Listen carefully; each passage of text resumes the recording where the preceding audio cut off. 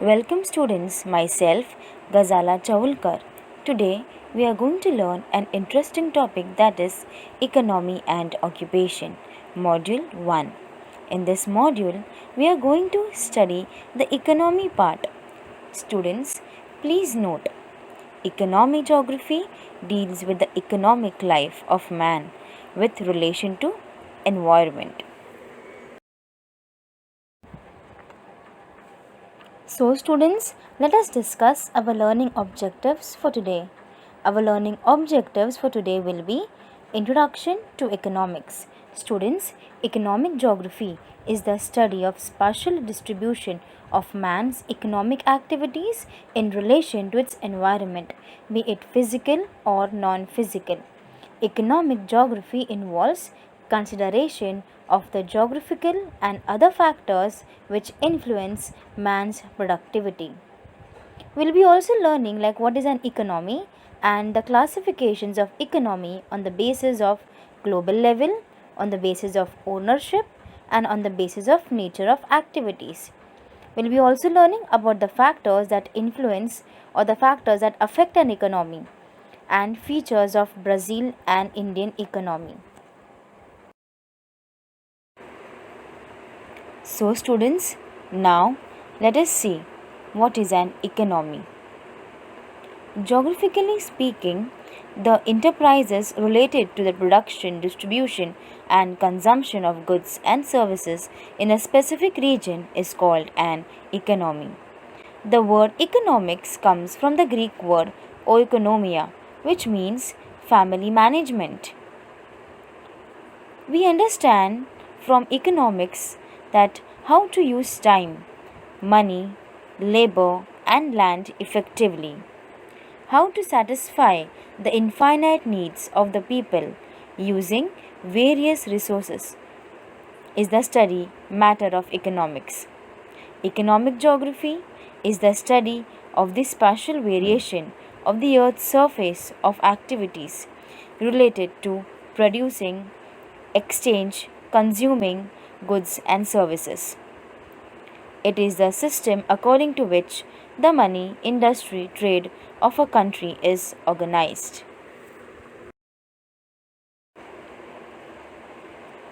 The main objective of economic geography is, as expounded, to examine man's economic achievement in terms of production and consumptions in the light of his environment. Economic geography fundamentally maintains a very close relation with man's economic welfare as the other social sciences do. On the global level, there are three types of economies, that is, capitalistic economy, socialistic economy, and mixed economy. Let us discuss all the three in detail. Capitalism is the most prominent in our current global economic system. Its main characteristics is the most means of production and property which are privately owned by individuals and companies. The government has a limited role in such an economy, limited to management and control measures. So, a capitalistic economy is a liberal economy. The main features of capitalistic economy are right to private property. This right means that private property such as property, factories, machines, plants, etc. can be owned under private individuals and companies. Next one, price mechanism. Price mechanism is like an invisible hand that controls the workings of capitalistic economy. That is, the forces of supply and demand will determine the price and the level of production in the economy. The government will not have any interference in this matter. Next, profit motive. That is, the main aim is to earn maximum profit. Freedom of enterprise. In capitalism, every individual is free to make his own economic choices without any interventions. This includes both the consumer and the producer. So, for example, So, a producer is free to produce any goods or services, and the consumer is free to buy whatever he desires and from whomever he wants without any restrictions. Example: USA, UK, Germany, Japan, Singapore are all the classic examples of capitalistic economies. Socialist economy.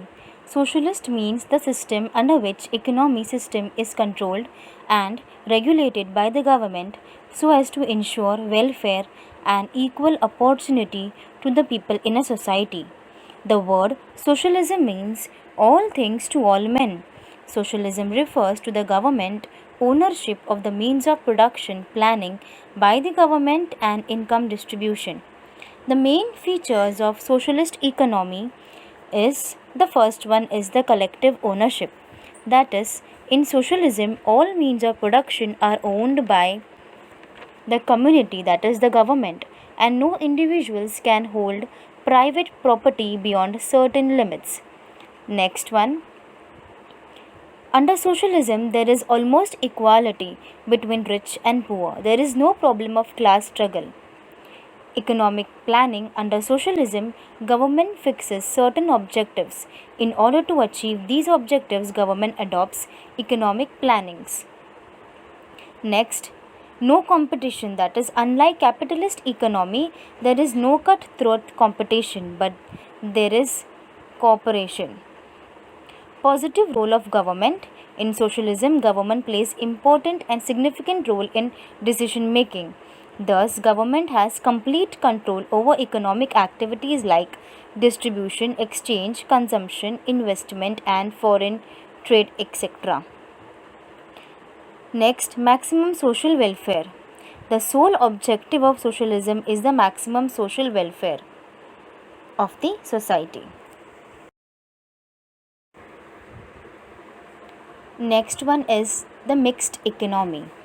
The means of production are held by both private companies and public or state ownership. The idea behind a mixed economy is to tackle the demerits of both a capitalist economy and a socialist economy and come up with a unique system. The main features of mixed economy is coexistence of all the sectors. In a mixed economy, all three sectors coexist in harmony, that is, private sector, public sector, and joint sector. Cooperative sector. The main aim of the formation of this sector is so that the government can provide financial assistance to cooperative society, which involved in warehousing, agriculture, dairy industries, etc. Freedom and control. Here, all the individuals have the freedom to produce goods and products, hold property, choose the occupation, and choose on demand products or services they want. Social welfare. One of the main aims of the mixed economy is social welfare. It aims to reduce the wealth gap in the country and fight the inequalities of our society. The aim is to reduce poverty and unemployment.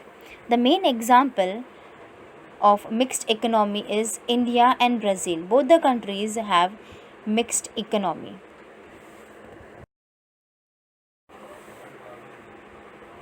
Economics is also classified on the basis of ownership, that is, public sector and private sector. Now, what is private sector? The private sector is the part of the economy that is run by individuals and companies for profit and is not state control. Therefore, it encourages all for profit business that are not owned or operated by the government. The main motive of private sector is to earn profits. Example of organizations in the private sector includes sole proprietors, designers, developers, small and medium sized business, retail, hospitality, food, leisure, legal services. Example you can see here, we have Vodafone and Tata, etc. Now, what is public sector? Public sector is companies and corporations that are governments run and part of what is known as the public sector. Public sector is the portion of the economy which is composed of all levels of government and government-controlled enterprises. The main motive of public sector is to provide services to public. Public sectors include goods and government services such as military, law enforcement, infrastructure, bridges, tunnels, water supply, electric grids, telecommunications, etc.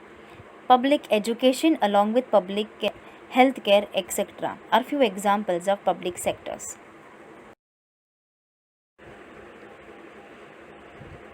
Now students, here we have a table regarding the ownership of various sectors in both the countries, that is India and Brazil. Let us read and understand it. It's on the textbook page 52. First, banking sector. Now banking sector in Brazil and India is owned by both private and public sector. Railways.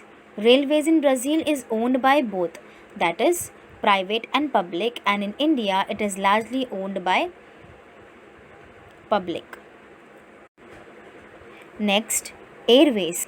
Airways again owned by both sectors, that is private and public, in both the countries, that is India and Brazil. Electricity production and iron and steel industry are owned largely by public sector in both the countries. Health and telecommunication again owned by both, that is private and public sectors in both the countries.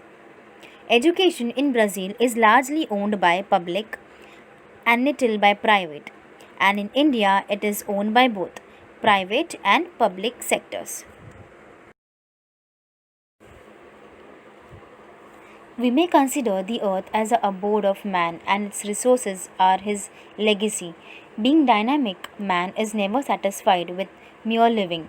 He is never satisfied with the simple food which nature has provided him. He has devised ways for preparing food. His shelter is not merely designed for simple protection, but should always be comfortable in every aspect and must match with the modern style.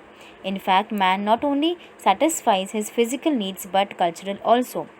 So, economic activities are classified into groups using some important criteria. People around us are engaged in different activities to earn their livelihood. Some may be producing goods while others may be delivering services.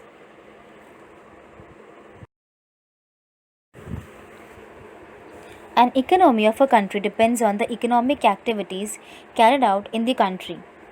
Economic activities of man can be divided into three parts. That is, it is classified into primary activities, secondary activities, and tertiary activities. Let us understand all the three in detail.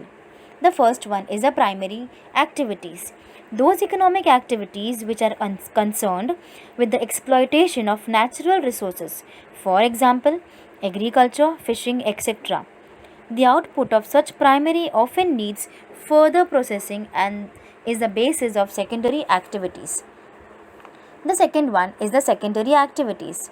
Those economic activities which adds form utility to the materials produced by the primary sector.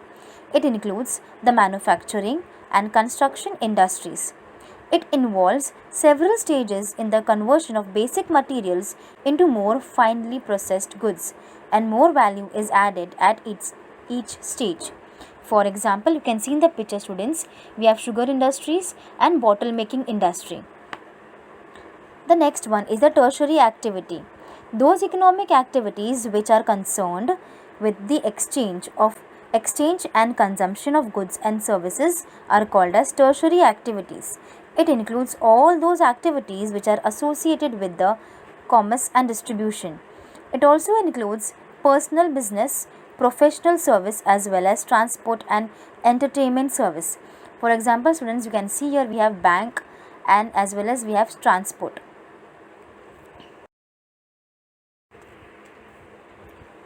Students, here again we have a table. It's on the page number, textbook page 52. Classify the following activities in by ticking correct in the respective column.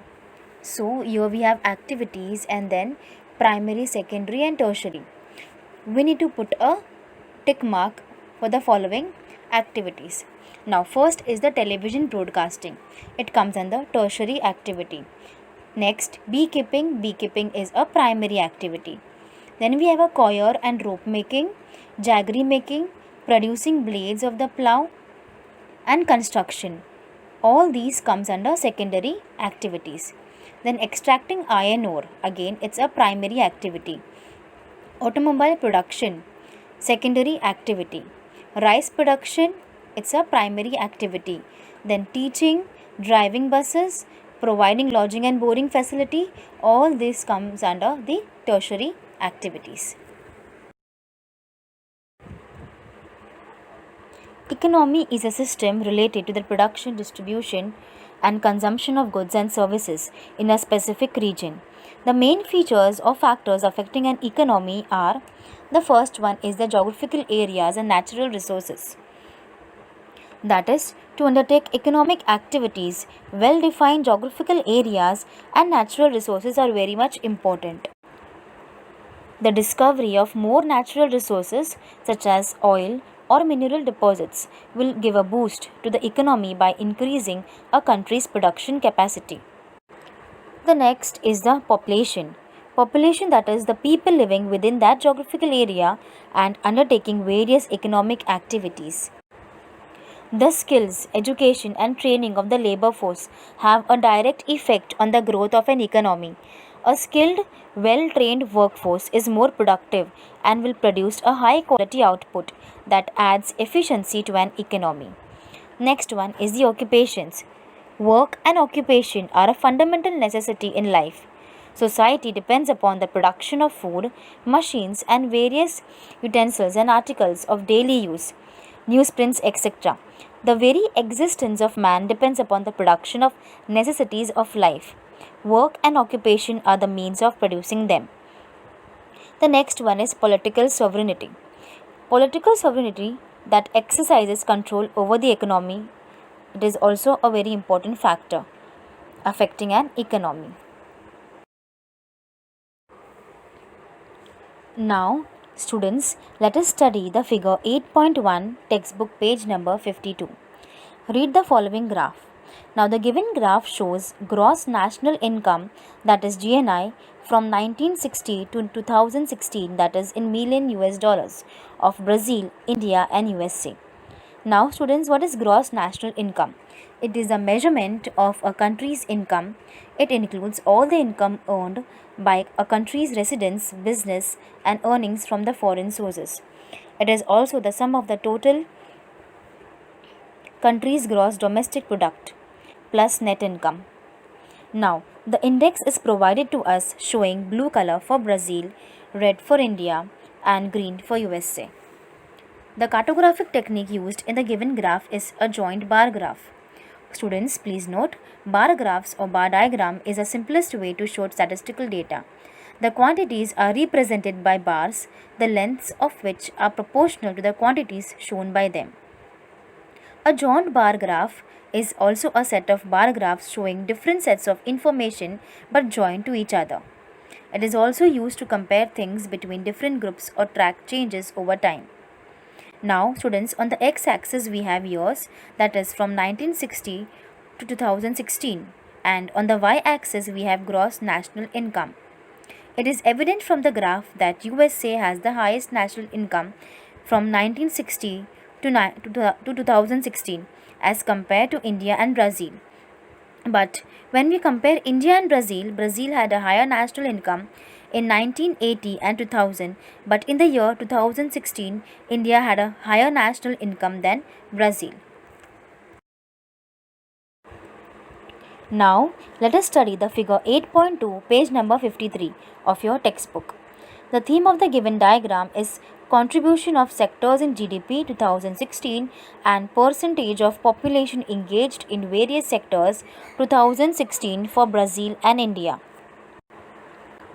Three different colors are used, that is blue for primary, orange for secondary, and grey for tertiary. Students, please note, a pie chart is a circular statistical graphic which is divided into slices to illustrate numerical proportion. In a pie chart, the arc length of each slice is proportional to the quantity it represents. It is a type of a graph in which a circle is divided into sectors that each represents a proportion of the whole. Now, it is evident from the graph, students, we can see India has a high percentage of population engaged in primary activities, that is 48.8%. The contribution of tertiary sector is greater in Brazil's GDP, that is 67%. The contribution of secondary activities is more in Brazil's GDP, that is 27.5%. So, it is evident from the graph that Brazil is not an agrarian economy like India. This is because 71% of its population is engaged in the tertiary sector and it contributes 67% is in GDP. Now let us see the features of Brazil and Indian economy. As we have already seen in figure 8.1, we saw that India has a higher national income than Brazil. Brazil is one of the world giants of mining, agriculture and manufacturing, and it has a strong and rapidly growing service sector. On the other hand, India is still dependent on agriculture, though service sector is also increasing in India. Like the Indian economy, the Brazilian economy is also a mixed economy. So both the countries have mixed economy. Both the Indian and the Brazilian economies are developing economies. Their per capita incomes are very less as compared to the developed countries like USA. It is interesting to note that though India has a higher national income as compared to Brazil, the per capita income of India is lower than Brazil.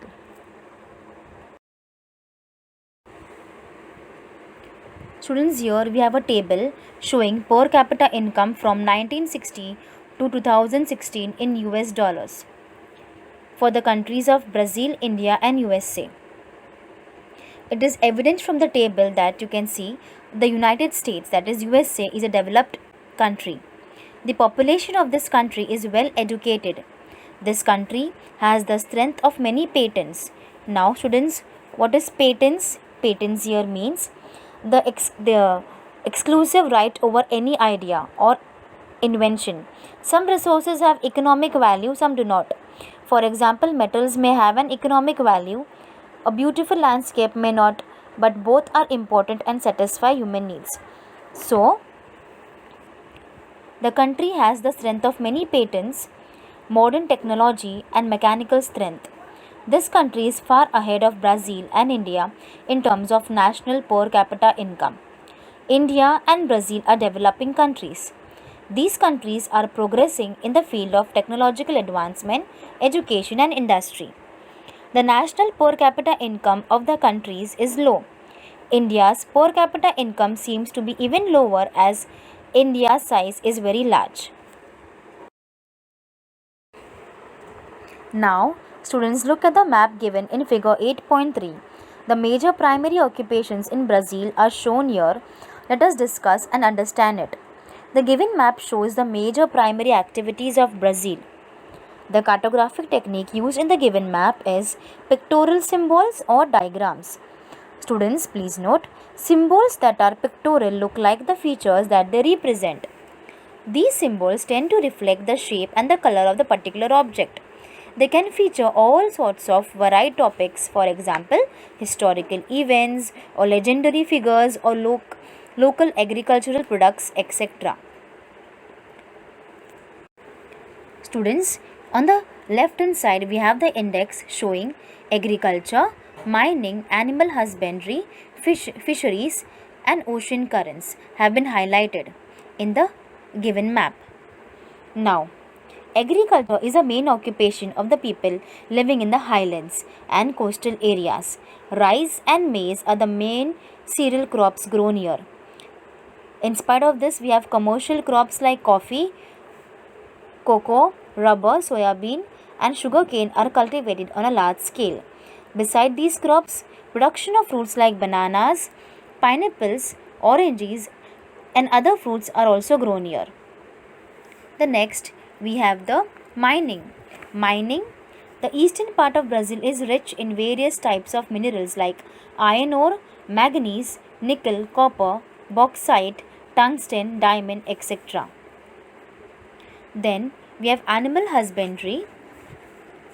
Cattle, sheep, and goats are also reared in the savanna grasslands in the south. Consequently, meat and dairy products are produced on a large scale. Then we have fisheries. Fisheries. Brazil has a sea coast of around 7,400 km and excellent fishing grounds of the South Atlantic coast. Fishes like swordfish, shrimps, lobsters, and sardines are mainly caught here.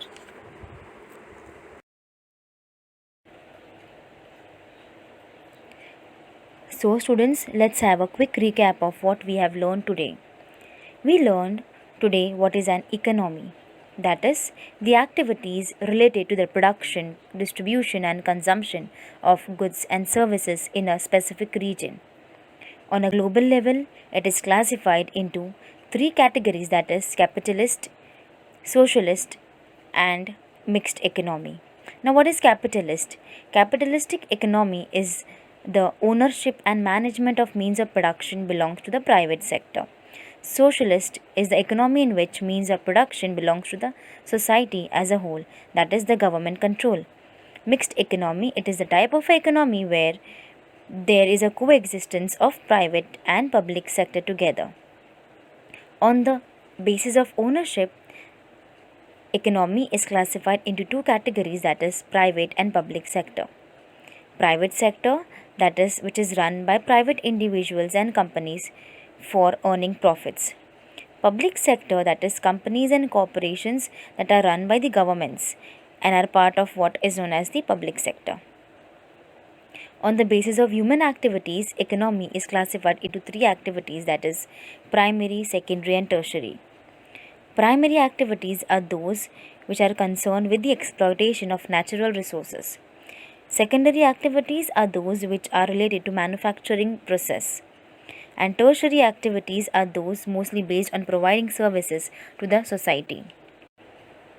We also studied about the factors affecting an economy, that is geographical areas and natural resources, populations, occupations, and political sovereignty, and also features of Brazil and Indian economy, that is both the countries are developing and mixed economies. Thank you students for listening and watching my video. I hope that you like my video. Thank you very much.